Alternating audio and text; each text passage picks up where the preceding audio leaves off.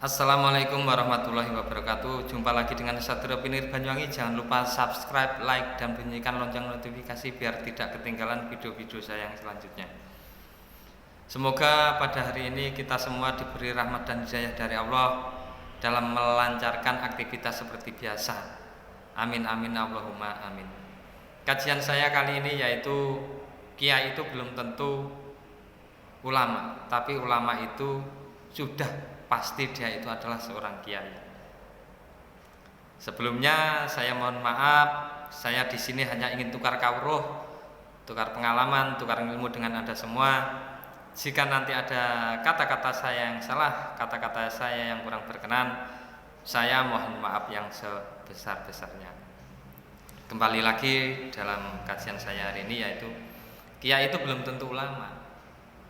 Karena yang berkembang sekarang ini yaitu banyak seorang kiai yang ceramah-ceramahnya itu tidak mencerminkan mereka itu sebagai seorang ulama. Banyak kiai yang ceramah-ceramahnya disisipi, diselingi dengan kata-kata yang tidak bagus, kata-kata yang kotor. Seperti dalam contohnya yang kecil saja, masa ada kiai yang misuh-misuh. Berarti mereka itu dalam hal untuk mempertanggungjawabkan dirinya sendiri di hadapan Allah, untuk bisa menjaga lubang 9 yang ada di dalam tubuh mereka, mereka itu belum mampu. Begitu. Kadang ada seorang kiai yang ceramah-ceramahnya itu malah membuat umat manusia itu menjadi marah. Ada banyak. Kadang yang ceramah-ceramahnya itu malah ada yang memusuhi sama pemerintah, menjelek-jelekan pemerintah. Apakah mereka mencerminkan akhlak budi pekerti seperti seorang ulama? Anda sendiri yang bisa menilai.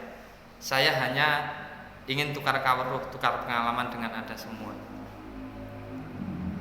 Jadi seandainya kita itu ingin dipanggil benar-benar sebagai ulama, sama almarhum Gus Dur sudah dibuka, sudah diwedar.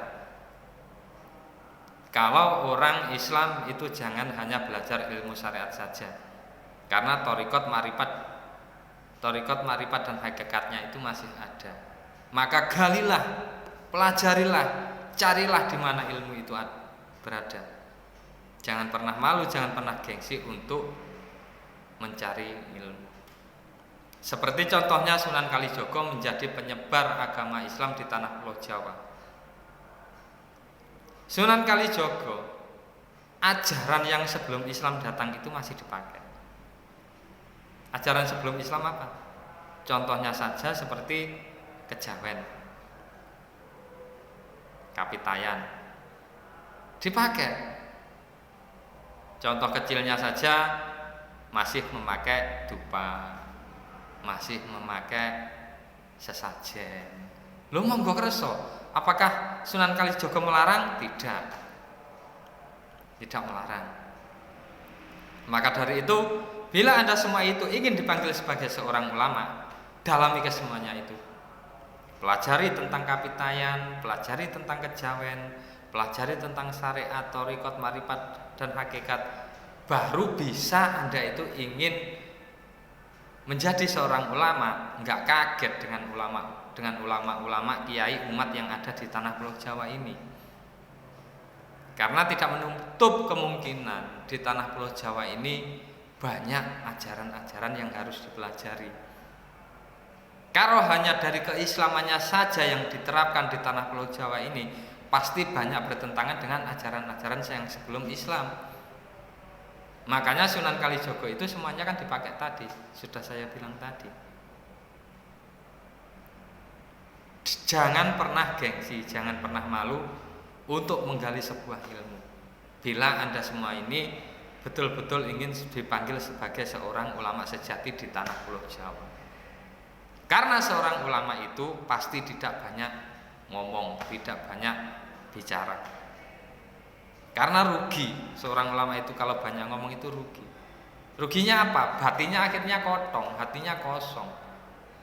hatinya untuk menyembah kepada Allah, untuk beribadah kepada Allah, untuk sholat kepada Allah itu akhirnya tidak bisa karena banyak suara yang dikeluarkan.